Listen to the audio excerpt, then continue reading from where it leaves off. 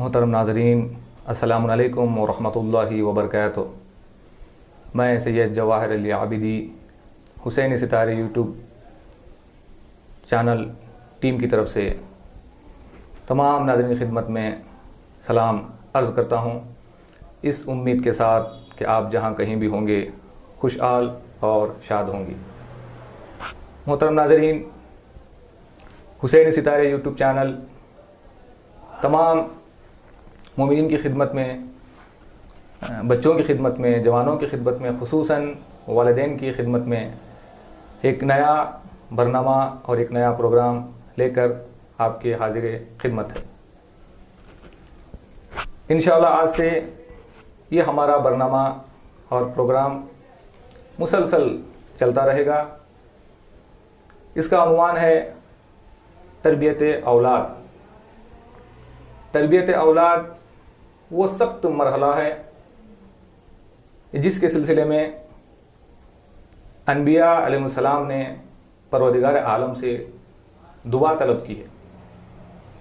یہ وہ سخت مرحلہ ہے جس میں امام سجاد جیسا عظیم حجت خدا اپنی اولاد کی تربیت کے سلسلے میں صحیفہ سجادیہ میں ارشاد فرماتے ہیں کہ بار الہ تو مجھے اپنی اولاد کی تربیت کرنے اور ان کو اخلاق حسنہ سے سنوارنے میں میری مدد فرما۔ محترم ناظرین، ایک انسان کے دنیا میں آنے کے بعد صرف والدین کی ذمہ داری اس کو پالنا یا پرورش کرنا نہیں ہے، پرورش کے ساتھ ساتھ اس بچے کی تربیت بہت ہی اہم اور بہت ہی ضروری ہے۔ ورنہ اگر دیکھا جائے تو جب سے پروردگار عالم نے اس کائنات کو سجایا ہے، جانوروں میں بھی یہ صفت ہے کہ وہ اپنے بچوں کو پالتے ہیں، بڑا کرتے ہیں، پرورش کرتے ہیں، لیکن انسانوں میں ایسا نہیں ہے۔ پرورش کے ساتھ ساتھ ان کو پال کر بڑا کرنے کے ساتھ ساتھ تربیت کا ہونا بہت ہی ضروری ہے۔ بغیر تربیت کے انسان ایسا ہی ہے جیسے پھول ہو خوشبو نہ ہو۔ تربیت ایک ایسا راستہ ہے جس پر انسان چل کر انسانیت کی منزل تک پہنچ سکتا ہے۔ لہذا حسین ستارے یوٹیوب چینل تمام ناظرین کے لیے یہ برنامہ، یہ پروگرام لے کر حاضر خدمت ہے۔ تو آج اس پہلے پروگرام کے لیے ہمارے ساتھ تشریف فرما ہے جو آج اس ہمارے پروگرام کا پہلا پارٹ ہے، پارٹ 1 ہے، پہلا حصہ ہے۔ اس پر گفتگو کرنے کے لیے برادر عزیز، دوست عزیز، حجت الاسلام مولانا سید احتشام عباس نقوی صاحب قبلہ، مدرس حوض علمیہ باقر العلوم علی پور۔ چلے ناظرین، آج کے اس خوبصورت اور پہلے پروگرام کا آغاز کرتے ہیں۔ السلام علیکم ورحمۃ اللہ وبرکاتہ۔ علیکم السلام کیسے ہیں ورحمۃ مولانا؟ اللہ وبرکاتہ۔ الحمدللہ۔ اس طرح سے ہم نے ابھی بیان فرمایا کہ تربیت اولاد کے حوالے سے یہ ہمارا پہلا برنامہ اور پہلا پروگرام ہے۔ ہمارے ناظرین کی خدمت میں آپ سے چاہوں گا کہ یوں تو تربیت اولاد ایک وسیع موضوع ہے، اس کو کچھ دنوں میں اس کو سمیٹا نہیں جا سکتا، اس کے لیے کئی مہینے اور کئی سال اور کئی جلسے چاہیے۔ تو چونکہ آج پہلی بیٹھک ہے اور پہلی نشست ہے، ہمارا پہلا پروگرام ہے، میں چاہوں گا کہ آپ ہمارے ناظرین کی خدمت میں یہ بتائیں کہ کیا قرآن مجید میں بھی کچھ ایسے آیات ہیں جس میں تربیت کی طرف اشارہ کیا گیا ہے؟ سب سے پہلے بسم اللہ الرحمن الرحیم، السلام علیکم ورحمۃ اللہ وبرکاتہ۔ میں اپنی طرف سے ناظرین کی خدمت میں بھی ہدیہ سلام عرض کرتا ہوں اور امید کرتا ہوں کہ وہ اس پروگرام سے مستفیض ہو سکیں، اور آپ کا بھی شکر گزار ہوں کہ آپ نے اس لائق سمجھا کہ میں آپ کے چینل کی کوئی خدمت کر سکوں۔ شکریہ، مہربانی۔ آپ کے سوال کے مطابق قرآن مجید کی مختلف آیات میں تربیت اولاد کے سلسلے میں گفتگو کی گئی ہے، اور یوں تو سورہ لقمان، سورہ یوسف اور اس کی آیتیں خود تربیت اولاد، یعنی جناب یعقوب کا اپنے بیٹوں کے ساتھ برتاؤ، یا بھائیوں کا بھائیوں کے ساتھ برتاؤ، یا حضرت لقمان کی نصیحت اپنے بیٹے کو، یہ تمام آیات اور اس کے علاوہ بھی دوسری آیتیں تربیت اولاد سے متعلق ہیں۔ انشاءاللہ اگر اللہ نے یہ موقع دیا کہ تمام آیات کے سلسلے میں ہم گفتگو کر سکیں تو تمام آیات، ورنہ اس وقت کے لیے بس میں نے ایک آیت کا انتخاب کیا ہے، جی وہ ہے سورہ تحریم کی آیت نمبر 6، احسن، کہ جس میں پروردگار عالم کہہ رہا ہے یا ایھا الذین آمنوا قوا انفسکم واہلیکم نارا، اے ایمان لانے والو اپنے آپ کو بھی اور اپنے اہل و عیال کو بھی جہنم کی آگ سے بچاؤ۔ یعنی یہ پروردگار عالم متوجہ کر رہا ہے کہ اگر ہم اپنے آپ کو نہیں بچاتے ہیں تو جہنم میں گر جائیں گے۔ جی، اور یہ کب گرے گا آدمی؟ جب جانوروں والی زندگی، جیسا کہ آپ نے اشارہ کیا، جانوروں والی زندگی ہوگی، ہم انہی کی طرح زندگی کریں گے تو سیدھے جہنم میں چلے جائیں گے۔ تو اللہ کیا کہہ رہا ہے؟ قو، بچاؤ اپنے آپ کو، قبل اس کے کہ گرو اپنے آپ کو بچا لو۔ تو اولاد، اپنے آپ کو بھی ہم بچائیں، اپنی اولاد کو بھی بچائیں، اپنے گھر والوں کو بھی بچائیں۔ تو اہل کا مطلب صرف اہل یہ نہیں ہوتا کہ جو گھر والے ہیں، نہیں، گھر میں جو بھی ہے اس کو اہل کہتے ہیں، من جملہ بچوں کے۔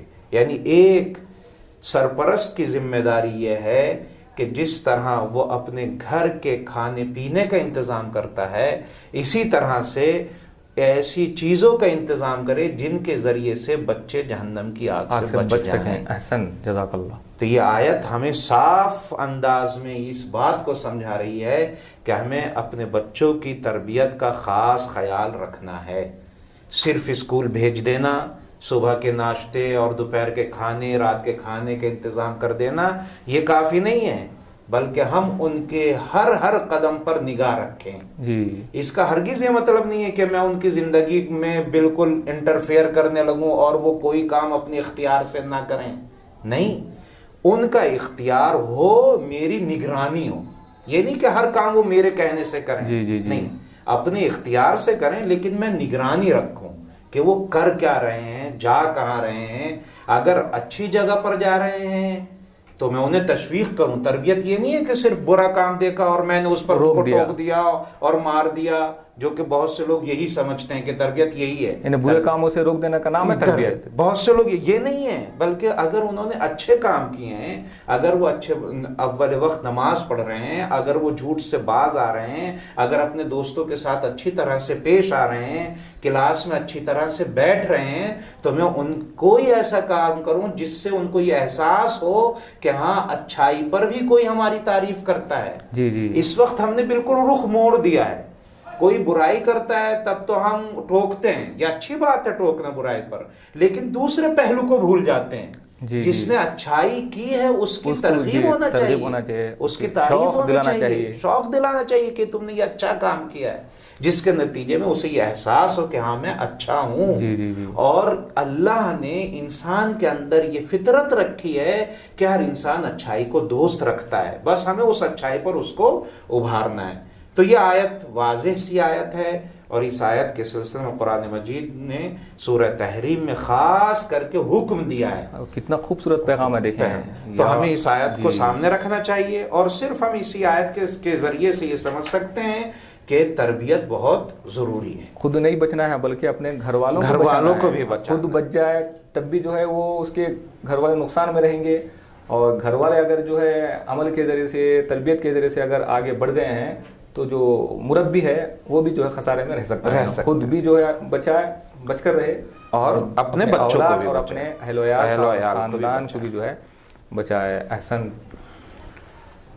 مولانا، یوں تو معصومین کی اگر سیرت دیکھی جائے تو پوری سیرت ہمارے لیے تربیت کا پہلو رکھتی ہے، چاہے ان کی ولادت ہو، چاہے ان کی جو ہے ظاہری زندگی ہو، چاہے ان کی شہادت ہو، لیکن خاص طور پر معصومین نے روایات میں، دعاؤں میں کس انداز میں اس چیز کی طرف اشارہ کیا ہے کہ ان کے چاہنے والے محبان اہل بیت اپنے بچوں کی صحیح طریقے سے تربیت کر سکیں. چنانچہ جس طرح سے جو ہے امام سجاد کی جو مشہور جملہ ہے، تو اس کے علاوہ بھی بہت ساری ایسی باتیں ہیں جو معصومین نے اشارہ کی ہیں. میں چاہوں گا کہ ہمارے ناظرین کے لیے ایک پہلو، ایک گوشہ ایسا بیان کرے جو دعاؤں کے ذیل میں ہو.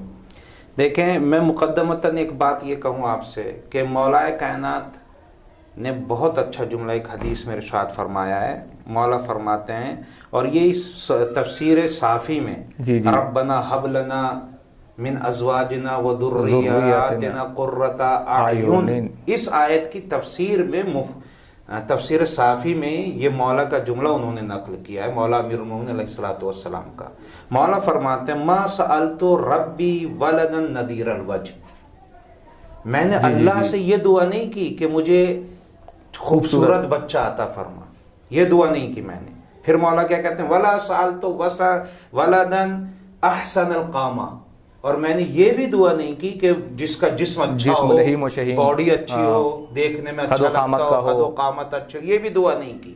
اگرچہ ہم یہ جانتے ہیں جتنے خوبصورت بچے امام علی علیہ الصلوۃ والسلام کے تھے کسی کے نہیں تھے. جی ظاہر سی بات ہے. نام کے بھی حسن و حسین تھے وہ، اور سیرت کے بھی، یا قمر بنی ہاشم جیسے جناب عباس، ان کے خوبصورت قد و قامت میں بھی بہترین بچے. لیکن مولا کیا فرما رہے ہیں ما سألتو، میں نے اللہ سے یہ سوال کیا ہی نہیں، مانگا نہیں، اللہ نے عطا کیا انہیں، یہ ہم جانتے ہیں. لیکن مولا خود فرماتے ہیں ما سألتو نذیر الوجہ، ما سألتو احسن القامہ، بہترین قد و قامت والے بھی نہیں مانگے، لیکن میں نے مانگا کیا. پروردگار بھی دیکھیں علی کی شان کے مطابق عطا کی، شان کے مطابق ہے، یعنی جیسا باپ ویسے ہی بچے.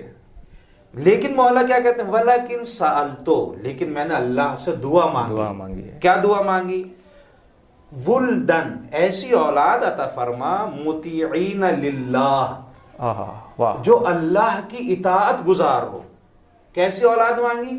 مطیعین للہ، جو اللہ کی اطاعت گزار ہو، خائفین وجلین، اللہ سے ڈرنے والی ہو. مولا یہ بھی ہم لوگ کیا سوچتے ہیں میرا بچہ مجھ سے ڈرے، جب میں گھر میں جاؤں سب خاموش ہو جائیں، جب فنا ہو یہ ہو جائے. لیکن مولا کیا چاہتے ہیں خائفین وجلین للہ، وہ اللہ سے ڈرنے والی ہو، اللہ کا خوف اس کے دل میں بیٹھا ہو. پھر مولا اس کی علت بھی بیان کرتے ہیں کیوں میں نے ایسا مانگا.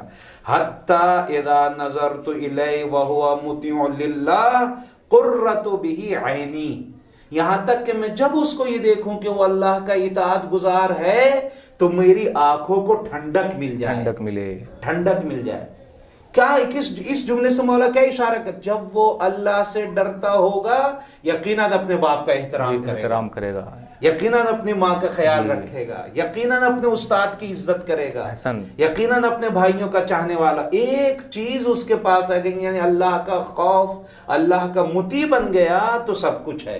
سب کچھ اس کے پاس. تو یہ مولا نے ہمیں بتایا کہ ہم اپنی اولاد کی تربیت اس پہلو پر کریں، ان کو یہ دیکھیں کہ میرا خوف زیادہ پایا جاتا ہے یا اللہ کا خوف پایا جاتا ہے. ان کو بچپن سے یہی سکھائیں، بیٹا مجھ سے مت ڈرو، اللہ سے ڈرو. بیٹا میری اطاعت نہ کرو، اللہ کی اطاعت کرو. اور اس کے بعد ہم پورے بھی اترے اس بات پر. خدا نہ خواستہ ہم سے کوئی غلطی ہو گئی، ہم نے خدا نہ خواستہ جھوٹ بول دیا، ہم نے خدا نہ خواستہ نماز ہم سے قضا ہو گئی اور اولاد نے آ کے ٹوک دیا، تو پھر برا نہ مانے، اس نے صحیح کام کیا ہے. ہاں کہیں بیٹا بہت اچھی بات ہے، تم نے مجھے ٹوک دیا، تم نے مجھے متوجہ کر دیا. اے میری بیٹی کتنی اچھی بات ہے کہ تم نے مجھے متوجہ. جیسے کربلا کے میدان میں جب مولا کا صحابی مولا سے کہتا ہے مولا نماز کا وقت آ گیا، تو مولا یہ نہیں کہتے میں تم سے زیادہ جانتا ہوں، مجھے کیا ٹوک رہے ہو، یوں بھی کہہ سکتے تھے. دعاؤں سے نوازا. ہاں تمہیں اللہ بہترین نماز گزاروں میں شمار کرے. تو جب میں یہ قانون بنا لوں گا اپنی زندگی کا کہ اللہ ہونا چاہیے، تو نہ بچے بگڑیں گے نہ میں خود بگڑوں گا. یہ مولا کی دعا. پھر آئمہ نے تربیت کے سلسلے میں جیسا کہ آپ نے اشارہ کیا پوری دعا ہے. صحیفہ سجادیہ میں مولا امام سجاد کی تربیت اولاد کے سلسلے میں پوری دعا مولا نے رکھی. یعنی یہ اہم پہلو ہے تربیت کا کہ ہمیں خیال رکھنا ہے, ہمیشہ جو اس سلسلے میں دعا طلب اور کرتے اسی دعا کے سلسلے میں 3 چیزوں کی طرف بس متوجہ کروں گا. جی جی.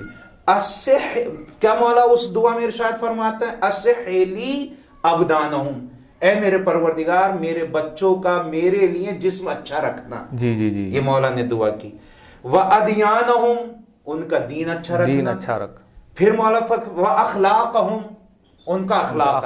یہ 3 ہی پہلو ہیں. اگر یہی 3 پہلو ہم اپنی اولاد اور اپنے اندر صحیح کر لیں, یعنی کیا ہمیں خیال ہو کہ ان کا جسم صحیح طریقے سے پرورش پا رہا ہے یا نہیں, یہ ہمیں خیال ہونا چاہیے. صحیح غذا ان کو مل رہی ہے یا نہیں مل رہی, یعنی تربیت بدنی قسم ہم یوں کر کے کر سکتے ہیں. تربیت بدنی, بدن کی تربیت بھی ہمارا فریضہ بنتا ہے. پھر مولا کیا کرتے ہیں, ادیانہم, یعنی تربیت دینی, دین کے حوالے سے. اس کو حلال حرام پتہ ہے یا پتہ نہیں ہے, یہ بھی پتہ ہونا چاہیے مجھے کہ کیا چیزیں حلال ہیں شریعت میں, کیا چیزیں حرام ہیں. پھر مولا یہیں پر نہیں رکتے کہ حلال اور حرام کافی نہیں ہے, وَأَخْلَاقَهُمْ, بلکہ ان کا اخلاق بھی صحیح کرنا, یعنی تربیت اخلاقی. ان 3 تربیتوں کا خیال رکھنا ہمارا اور آپ کا اور تمام مسلمان اور مومنوں بلکہ تمام انسانوں کا فرض ہے. جو لوگ ان 3 تربیتوں کا خیال رکھ لیں گے, تربیت بدنی, تربیت دینی, تربیت اخلاقی, ان کی اولاد کامیاب ہے. احسن. یہ ہم دعا کے ذریعے سمجھ سکتے ہیں. جزاک اللہ. مولانا آپ کی خدمت میں سوال یہ ہے کہ اکثر یہ دیکھا گیا ہے کہ تعلیم ہی کو تربیت کہا جاتا ہے, جو اکثر جو لکھا گیا ہے, لیکن تعلیم ایک الگ شعبہ ہے, تربیت ایک الگ پہلو ہے. میں چاہوں گا کہ ہمارے ناظرین کے لیے آپ یہ واضح کریں کہ تربیت اور تعلیم میں کیا فرق ہے. کیا ممکن ہے کہ کوئی ایسا انسان بھی ہو جس کے پاس تعلیم نہ ہو لیکن تربیت یافتہ ہو؟ کیا یہ بھی ممکن ہے کہ کسی کے پاس جو ہے تربیت ہو لیکن علم نہ ہو؟ کیا فرق کیا ہے, تھوڑا سا واضح کریں. دیکھیں, یوں کر کے کہہ سکتے ہیں کہ اگر ہم تعلیم کو بہت ہی عام کریں, جی جی, ایک تعلیم کا مطلب ہم یہ نکالیں کہ جاننا, صرف جاننا, اچھی باتوں کا جاننا. ایک مطلب یہ نکالیں جو کچھ بھی علم حاصل کر سکتے ہیں وہ جاننا. جی, وہ جاننا, سائنس کا علم, فلاں علم, نہ جانے علم کے کتنے اقسام ہیں. ان تمام چیزوں کو اگر سامنے رکھیں تو الگ بات بنے گی, اور صرف اچھی باتوں کو جاننا یہ ایک الگ بات بنے گی. یوں میں کہہ سکتا ہوں کہ اگر اچھی باتوں کے جاننے کو ہم یہ سمجھیں تو یہ تعلیم بنتی. یعنی مجھ سے یہ مطلب نہیں کہ میں اس پر عمل بھی کر رہا ہوں یا نہیں, صرف میرے ذہن میں ہے کہ جھوٹ بولنا بری بات ہے, سچ بولنا اچھی بات ہے, یہ میرے ذہن میں ہے صرف, تو یہ تعلیم ہے. میں علم رکھتا ہوں, مثلا مجھے علم ہے کہ قرآن مجید میں 6666 آیتیں ہیں, ٹھیک ہے, یہ علم ہے میرے پاس, اسے علم کہتے ہیں. یا یوں جملہ بدل کے یوں کہہ سکتے ہیں کہ نظری یعنی تھیوری کو جاننا یہ تعلیم ہے, لیکن علم کو پریکٹیکل میں اتار دینا, یہ میدان میں عمل میں لے آنا, یہ تربیت ہے. میں یہ جانتا ہوں کہ مثال کے گاڑی میں گیئر ہوتا ہے, گاڑی میں ایکسیلیٹر ہوتا ہے, گاڑی میں فلاں چیز ہوتی ہے, اس بٹن سے یہ علم ہے, لیکن جب میں اس کو استعمال کر لوں گا تو یہ تربیت جو ہے تربیت. اسی لیے وہ کہتے ہیں جو تربیت یافتہ ڈرائیور ہوتا ہے وہ اچھا ہوتا ہے, چونکہ اسے پتا ہوتا ہے کہاں سے تجربہ کس طرح سے اس کو جو ہے. تو تربیت یوں آپ اپنے جوانوں کو سمجھانے کے لیے یوں کہا جا سکتا ہے کہ صرف تھیوری کا حاصل کرنا یہ علم ہے, علم کو پریکٹیکل میں اتار دینا یہ تربیت ہے. احسن, یوں کر کے ہم سمجھ سکتے ہیں. احسن. ایک اور سوال آپ کی خدمت میں یہ ہے کہ ایک ہے پرورش اور ایک ہے تربیت. پرورش کے حوالے سے اگر دیکھیں گے تو پروردگار عالم نے اس کائنات میں جو نظام کو پیدا کیا ہے وہ نظام ہر زیرو میں ہے. ہر چرند پرند انسان حیوانات پرورش جو ہے اپنے بچوں کی کرتے ہیں, لیکن پرورش اور تربیت میں انسانوں کے حوالے سے اگر دیکھا جائے, اس پہلو کو, اس بات کو انسانوں کے حوالے سے اگر جوڑ کر دیکھیں گے تو ہمیں کیا محسوس ہوگا؟ آپ کیا کہنا چاہیں گے یہاں پر کہ پرورش اور تربیت میں کیا فرق ہو سکتا ہے؟ دیکھیں, پرورش یعنی پالنا, پال پوسنا، یعنی یوں کہہ سکتے ہیں جسم کی ضروریات کے انتظام کرنے کو پرورش کہا جاتا ہے. جس چیز کی جسم کو ضرورت ہے اس کو پرورش کہتے ہیں. لیکن جس چیز کی ضرورت روح کو ہے اسے تربیت کہتے ہیں. انسان حیوان سے اس بات میں دیکھیں سورہ مؤمنون میں پروردگار کہتا ہے، پوری خلقت کا ذکر کرنے کے بعد کہتے ہیں وَأَنشَأْنَاهُ خَلْقًا آخر. یہ خلقاً آخر جو تھا نا، یہ خلق یعنی ہم نے اسے دوسری مخلوق بنا دیا. دوسری مخلوق یہ کیا ہے؟ یہیں سے انسان حیوانوں سے جدا ہوتا ہے. جی کیا مطلب؟ یعنی ایک پروردگار نے ہمیں روح بھی دی ہے جس کا انتظام کرنا میرا اور فرض ہے کہ میں اپنے لیے بھی اور اپنے بچوں کے لیے بھی انتظام کروں، اس روح کا بھی انتظام کروں. تو یوں کہہ سکتے ہیں پرورش کہتے ہیں جسمانی قوتوں کو بڑھانے کے لیے اس کی ضروریات کو جسم کو تر و تازہ رکھنے کے لیے، اس کو مرنے سے بچانے کے لیے. تربیت کہتے ہیں اسے روحانی طاقتوں کی پرورش کرنے کو تربیت کہتے ہیں. یا یوں بھی، اور پھر میں اور اس کی وضاحت کر سکتا ہوں، جس طرح ہماری ذمہ داری یہ ہے کہ ہم اپنے جیسے ہی ہم دیکھیں جیسی شادی ہوتی ہے تولید مثل کا سلسلہ شروع ہونا تو ہمیں فکر ہونے لگتی ہے، ہمیں ڈاکٹر کو دکھانا ہے، ہمیں دوا کھانی ہے، ہمیں یہ انتظام کرنا ہے، فلاں انتظام، سارے انتظام، اور اس پر ہم لاکھوں روپے خرچ کرتے رہتے ہیں. یہ سب جسم سے متعلق تھا. ہم نے بیج بویا تو ہم اس کی حفاظت بھی کر رہے ہیں، ہم اس کا خیال بھی کر رہے ہیں. یعنی کیا مطلب؟ یعنی بیج کو اگر صحیح طریقے سے مرحلے کمال تک پہنچانا ہے تو ہمیں خیال کرنا ہے. یا میں اپنی بات کو اور واضح کروں، دیکھیں ایک زمین ہے، زمین اگر ایسے ہی پڑی ہوئی ہے، ہم اس میں کچھ کام نہیں کریں تو الٹی سیدھی چیزیں اس میں نکل کے آ جاتی، بیکار چیزیں نکل کے آ جاتی ہیں. اگر مجھے اس سے کوئی چیز حاصل کرنی ہے تو اس میں بیج بونا ہے، اس کی حفاظت کرنا ہے، اس کو پانی دینا ہے، اس کو جا کے دیکھنا ہے کوئی جانور تو نہ کھا لے، دشمن سے بھی بچانا ہے. اسی طرح اگر میں اپنے بچوں کی تربیت کرنا چاہتا ہوں تو مجھے ایسا نہیں کہ سڑک پہ چھوڑ دیا جو چاہے دن بھر وہ کریں، یا اسکول میں بھیج دیا چلو اسکول جو کر رہا ہے کرے.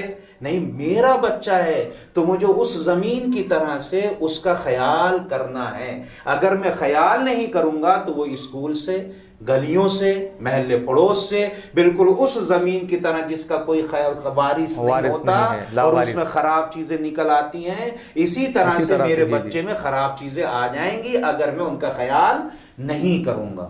تو مجھے اپنے بچے کی تعلیم یعنی علم بھی اس کو دینا ہے، اس کے جسم کی پرورش بھی کرنی ہے، اور اس کی تربیت یعنی اخلاق اور اس کے آداب کا بھی مجھے خیال رکھنا ہے، تبھی وہ بچہ بہترین ہوگا. اور اگر میں یہ کیے بغیر یہ توقع رکھوں کہ میرا بچہ اچھا ہو جائے گا تو یہ بالکل اس کسان کی طرح ہے جو زمین میں بغیر کام کیے ہوئے یہ خیال کرے کہ مجھے اچھی فصل مل جائے گی، اور ایسا ممکن نہیں ہے. چنانچہ جو احادیث میں بھی معصومین نے کتنے خوبصورت طریقے سے بیان فرمایا ہے کہ تربیت اولاد کے 3 مراحل بیان کیے ہیں. ایک ہے ولادت سے پہلے کا مرحلہ، ایک ہے ولادت کے ساتھ جو شروع ہوتا ہے، پھر ولادت کے بعد کا مرحلہ. بالکل کہاں تک جو ہے یعنی، اور یہ جملہ میں آپ کی بات کو مکمل کر دوں کہ بزرگان یوں ہی کہتے ہیں کہ جب تم شادی کر رہے ہو تو یہ مت سوچو کہ اپنی اہلیہ لا رہے ہو، اپنی بیوی لا رہے ہو، بلکہ یہ سوچو اپنے پورا خاندان اپنے بچوں کی ماں لا رہے ہو. تو ماں کیسی ہونا چاہیے، سلسلہ آ رہا ہے، یہ سلسلہ آ رہا ہے. تو مجھے یہ خیال کرنا چاہیے، یہ نہیں کہ میں بس شادی کر کے آ گئے. اور ہوتا یہی ہے کہ آپ نے بہت خوب اچھی بات آپ نے بیان کی کہ جب کسی گھر میں شادی ہوتی ہے تو ہم یہی سوچتے ہیں کہ صرف ایک لڑکی آ رہی ہے، حالانکہ دیکھا جائے تو پورا سلسلہ آ رہا ہے، وہ گھر کے ایک مرکز آ رہا ہے، قیامت تک باقی رہنے والا. اسی لیے ہمارے بزرگ نے ایک جملہ کہا تھا کہ دیکھیں شوہر بیوی جب شادی کرتے ہیں تو یہ نہیں سوچا ہماری شادی ہو گئی، بلکہ انہوں نے اپنی ایک ذمہ داری اپنے کاندھوں پر اٹھائی ہے. وہ یہ ذمہ داری اٹھانے چلیں کہ آنے والے زمانے میں ہم اپنے معاشرے اور سماج کے لیے ایک مفید شخص کی اور فائدہ جو سماج کو فائدہ پہنچائے ایسا شخص سماج کے حوالے کریں گے. اگر ہم ایسا اگر یہ سوچ کر شادی کرتے ہیں تب تو یہ شادی اس کا عبادت نتیجہ ہی ہے نتیجہ اچھا نکلے اور گا اس کا۔ بہترین عبادت ہے، ورنہ یہ لمحہ لمحہ عبادت ہے۔ لمحہ لمحہ عبادت ہے، اور بعض روایات کے مطابق یہ تمام عبادتوں کو عبادت ساز عبادت ویسے ہے، بھی نکاح و شادی عبادت ہے، عبادت پھر جو ہے پھر یہ بالا عبادت، بالا عبادت ہے۔ نور پر نور ہے۔ احسن مولانا، جزاک اللہ، بڑے خوبصورت انداز میں آپ نے ہمارے سوالوں کا جواب دیا۔ امید ہے کہ ہمارا آج کا یہ پروگرام ہمارے ناظرین کو پسند آیا ہوگا۔ انشاءاللہ پھر اسی پروگرام کو لے کر اگلے ہفتے ہم حاضر ہوتے ہیں۔ آج کا یہ پہلا حصہ ہے، انشاءاللہ دوسرے حصے کے ساتھ، موصوف کے ساتھ ہم حاضر ہوں گے۔ اس وقت تک تمام ناظرین سے ہم ودا ہونا چاہتے ہیں۔